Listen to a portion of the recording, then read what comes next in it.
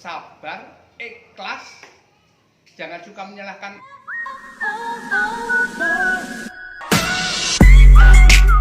Muda, ketemu lagi di channel GOTHNK Godang Wiyadi. Salam perlawanan, salam perubahan, menggaji diri sendiri, menggaji orang lain, menggaji Indonesia. Ya, kawan-kawan kaya, pagi ini istimewa banget karena pagi yang tidak biasanya kami alami.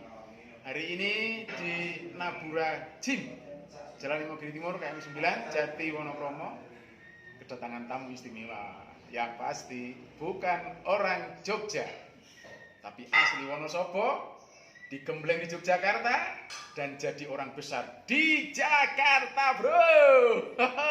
Ora kaya Dono karo Wahid niki, turu kluprak-klumpruk, ngeloni guling karo bantal. Tidak guyon ya. Pagi ini saya mau transfer pengetahuan sama kawan-kawan ini karena kesempatan ini sangat tidak mungkin saya ulangi seminggu sekali.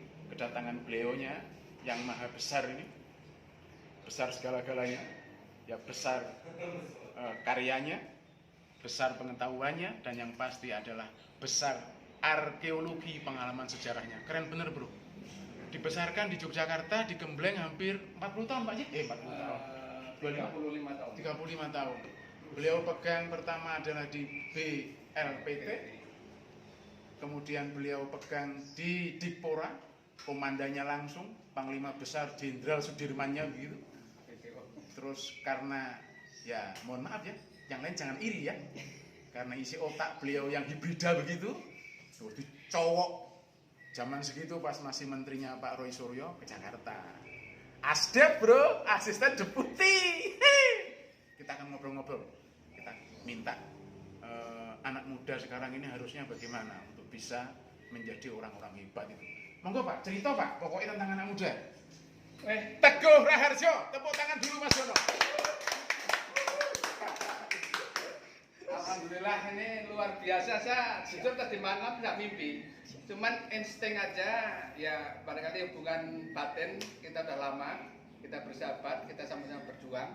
Ya, cuman jalannya beda-beda. Saya jalan putih ini agak hitam sedikit karena di luar terus kan itu. Yang jelas saya bersyukur banget, alhamdulillah pagi ini bisa silaturahmi. Siap. Ya sesuai dengan anjuran pemerintah kan, harus selalu jaga kesehatan, imunitas, dan juga tetap happy. Jadi saya berangkat ini 3 hal yang kita dapatkan, jelas sehat, fresh, happy, ya kan? Dan yang tidak kalah penting lagi, kita bisa silaturahmi. Ini pas sekali nih kayaknya karena kita jiwanya muda Pak ya. Ini kan Sumpah Pemuda kan ya. Woi, yes, cocok. Jadi tadi saya ketemu sama si Gondol, kenapa sih? Dono. Begitu lihat wajahnya kayaknya punya nilai pasar yang cukup tinggi. Cuman Marketable ya Pak ya. Kemedol Dono ini. itu baru dasar, tapi kalau sudah diasah, tidak punya suatu komitmen dan tidak punya jiwa yang semangat tinggi, sabar, jujur, ya, nah ini jujur. Nilainya tinggi sekali untuk menjadi anak muda yang hebat. Itu pertama jujur, itu presentasinya mungkin kalau 100 itu 60%, bahkan 70%. Masalah pinter itu udah banyak profesor, tapi nggak jujur masuk penjara nggak bahagia. Benar. Makanya harus pernah jujur, punya semangat yang tinggi, kreatif, kerja keras, ya, mau belajar, sabar, ikhlas, jangan suka menyalahkan pemerintah, menyalahkan orang lain, menyalahkan orang tua, menyalahkan teman-teman sebayanya. Ini ciri orang gagal, orang selalu menyalahkan. Tapi bagaimana orang salah kita luruskan. Bagaimana kita bagi sharing pengalaman untuk kemajuan bersama. Kata orang kan, orang yang hebat, orang yang berhasil bukan orang yang punya usaha banyak, uang banyak, jabatan tinggi. Orang yang hebat, orang yang berhasil, orang yang punya amalan yang banyak, karya yang banyak, yang manfaat untuk sesamanya. Itu baru orang yang berhasil. Wah, paket komplit. Artinya apa? Waman arodat dunia paling bil ilmi kan? Orang yang ingin baca harus punya ilmu. Jadi untuk berbuat baik banyak harus punya ilmu. Caranya gimana? Bisa baca buku, bisa melihat orang lain, ikro kan itu, bisa mempraktekkan diri. Ini butuh jam terbang. Betul, Bang. Kalau saya ini panglimanya saya dulu kan. Ini orang-orang hebat ini. Saya kira pengalaman juga luar biasa. Untuk bisa ke sana butuh suatu komitmen yang tinggi pada diri sendiri. Jadi keberhasilan itu tidak dari orang lain. Yang saya alami, Bang Yadi. Keberhasilan itu, kesuksesan itu tergantung bagaimana kita memperjuangkan. Coba ngomongin perjuangan, Pak. Kan tidak orang itu mulus terus jalannya. Pasti kena onak, kena duri, kena gagal, kena bangkrut. Kok Pak Teguh bisa sampai titik ini melewati kegagalan, kerumitan, kesusahan, kesengsaraan itu apa? Jamunya itu apa? Yang jelas kiatnya Pak Kiat. Yang pertama saya punya mimpi. Mimpi ya. Oke. Saya dulu waktu kecil, waktu SMP sekolah aja nggak bisa. Lulus SMP itu saya jadi pembantu rumah tangga. Lulus SMP saya jadi kuli bangunan, jadi kenek. Tapi waktu itu saya kepingin kapan saya bisa sekolah, kapan bisa kuliah, kapan bisa bekerja, kapan bisa membuat bahagia orang lain, bisa membantu orang lain, lebih untuk negara. Ini saya merinding. Betul. Jadi di situ motivasinya, bukan semata saya sukses hanya untuk diri sendiri, kok egois banget sih? Menurut saya kebahagiaan yang hakiki itu adalah bagaimana kita tenaga pikiran apapun bisa manfaat untuk orang lain, membantu orang lain, itu baru bahagia. Nah, makanya saya sering sampaikan ke anak-anak muda, jangan terlalu banyak berharap dari orang lain. Itu akan kecewa berat, bahkan akan gagal. Karena apa? Suatu saat dapat bahagia, suatu saat tidak dapat dia akan mencela, bahkan memusuhi. Makanya yang saya lakukan walaupun kecil-kecilan dulu, hingga sampai sekarang pun walaupun sedikit, saya melakukan sesuatu yang manfaat untuk orang lain, bisa membantu orang lain. Itulah kebahagiaan yang hakiki. Contoh, manakala kita lihat sahabat saudara ada suatu kesulitan, tanpa mereka minta, dengan cara yang bijaksana kita masuk di situ, bisa mewarnai, bisa meringankan. Anak kita tiba-tiba butuh sesuatu, kalau kita nggak bisa memberi, kecewa kita. Tapi kalau kita bisa memberi, apalagi itu manfaat untuk pendidikan atau untuk hal-hal yang lain positif, itulah suatu kebahagiaan. Berarti apa? Bahwa saya sebagai orang tua manfaat untuk anak-anak saya, berguna untuk keluarga, berguna untuk masyarakat, untuk orang lain. Nah, itu semua butuh perjuangan yang luar biasa. Saya bukunya ada tuh kan, biografi tentang Teguh Rasio perjalanan. Kemudian yang kedua, judul buku saya Filosofi Kepemimpinan, 23 Filosofi Kepemimpinan. Bagaimana seorang pemimpin yang berhasil. Itu tadi sudah saya sampaikan, pertama harus jujur. Maka saya ini dalam Sumpah Pemuda ini saya pesankanlah kepada anak-anak muda di Indonesia, mungkin yang sudah pernah kenal dengan saya selalu sampaikan, kalau mau jadi pemimpin, modal utama adalah harus jujur. Kalau nggak jujur, nggak akan berkah, nggak akan banyak manfaatnya, mudarat. Jabatan tinggi tapi tidak bisa menikmati, tidak bisa senyum dengan indah, ya kan?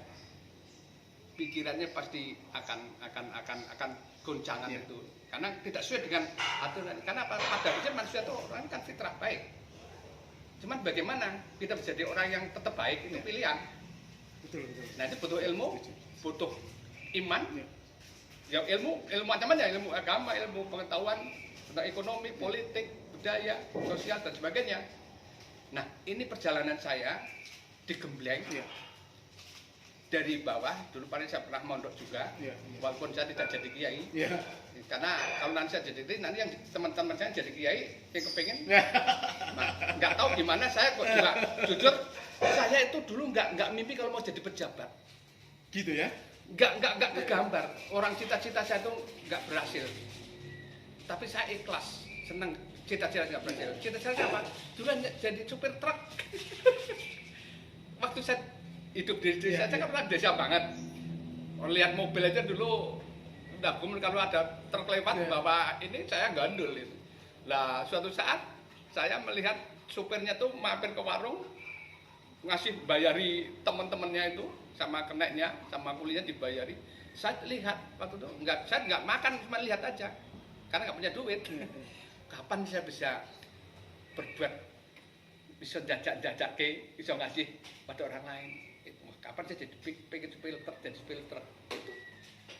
Tapi alhamdulillah subhanallah, perjalanan mungkin Allah juga sudah mentakdirkan, tapi itu memang butuh perjuangan, butuh ikhtiar, butuh doa, dan yang tidak kalah penting, jujur saya bisa seperti ini bukan karena saya hebat, karena teman-teman di keliling saya orang-orang hebat, dan orang tua saya selalu mendoakan saya, dan saya dulu selalu waktu bujangan, alhamdulillah saya sering nggak makan kalau Sabtu Minggu, dan saya juga sering kalau malam nangis.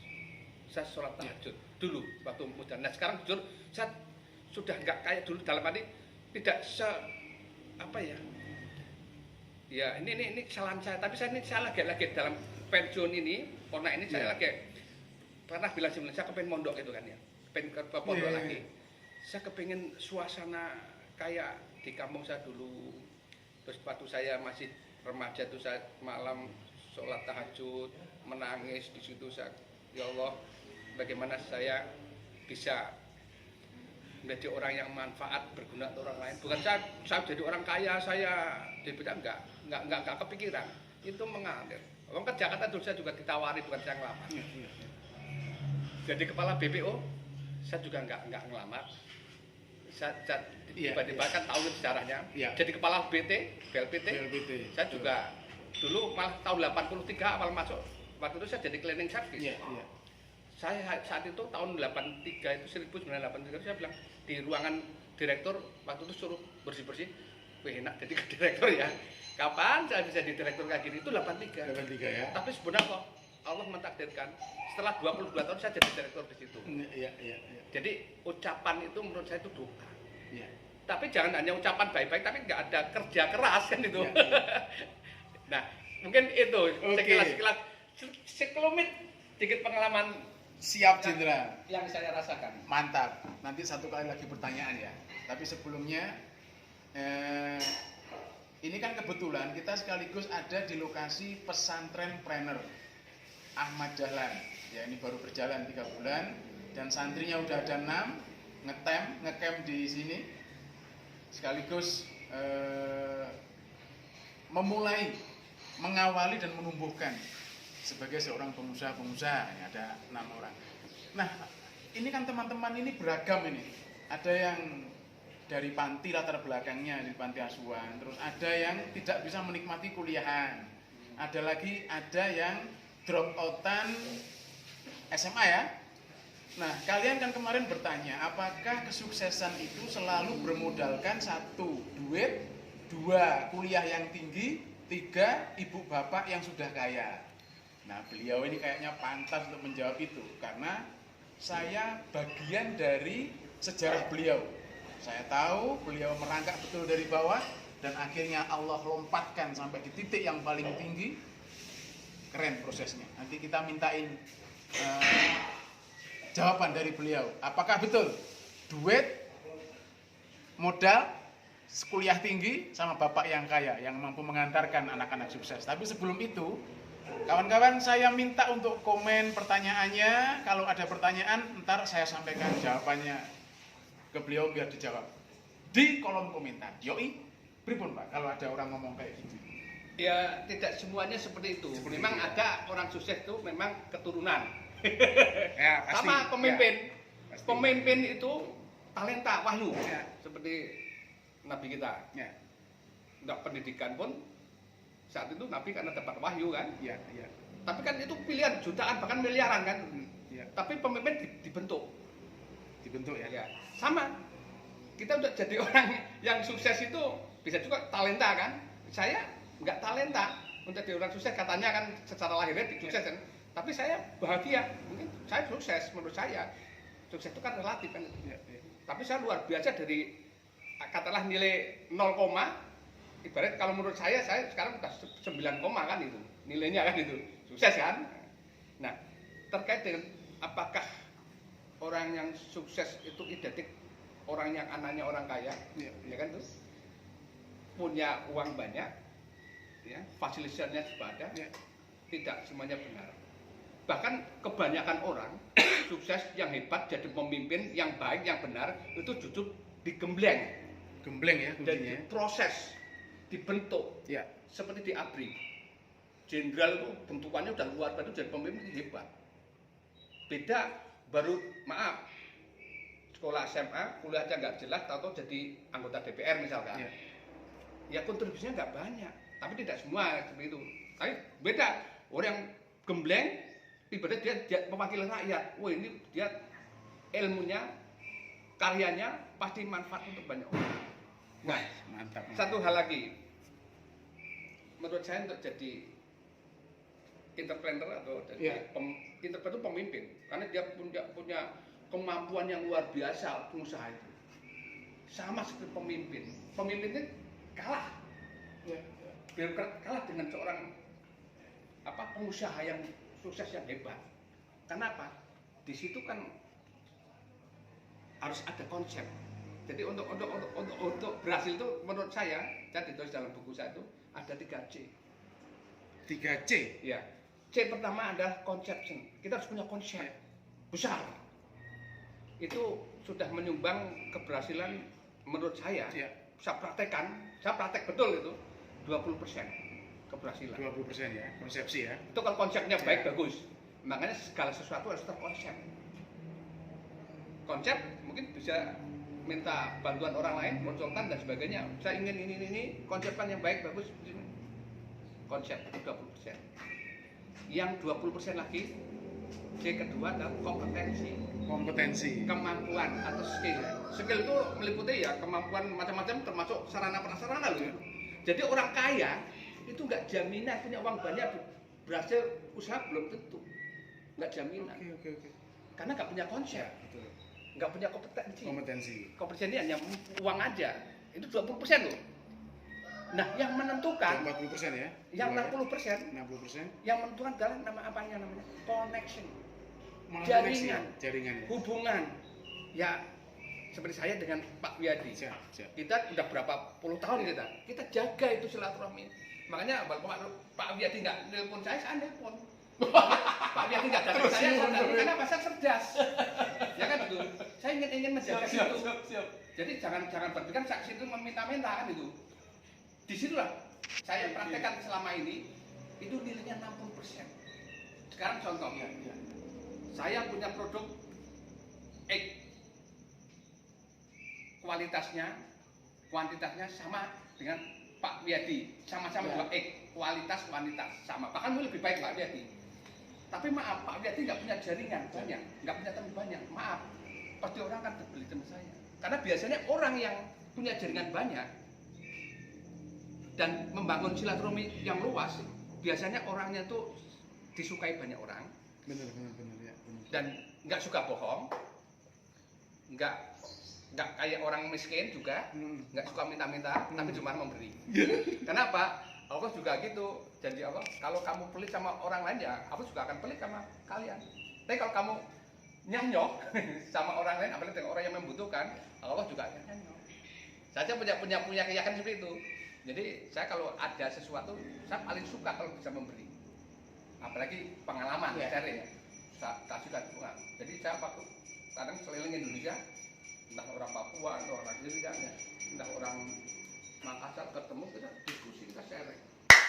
Nah, kira-kira itu jadi 3C itu kalau menurut saya. Jadi dan satu hal lagi, upayakan kita jadi anak muda tuh mampu menjadi seorang yang marketing, pemasaran. Marketing ya. Itu kalau pemasarannya baik bagus, itulah ciri seorang pemimpin yang sukses. Kenapa? Mempengaruhi orang lain, mengajak orang lain, memotivasi orang lain. Yang tadinya tidak suka jadi suka, yang tadinya tidak beli jadi beli, bisa meyakinkan dan dipercaya. Tapi sekali lagi jangan bohong, jangan merugikan orang lain. Jadi kejujuran paling utama itu kalau mau usaha. Kalau kalian nggak jujur, jangan harap produk apapun tidak akan sukses. Mantap. Wah, obrolan ajur-ajuran yang gaspol tanpa rem. Keren pagi hari ini kawan-kawan. Spontanitas nih. Spontanitas ini.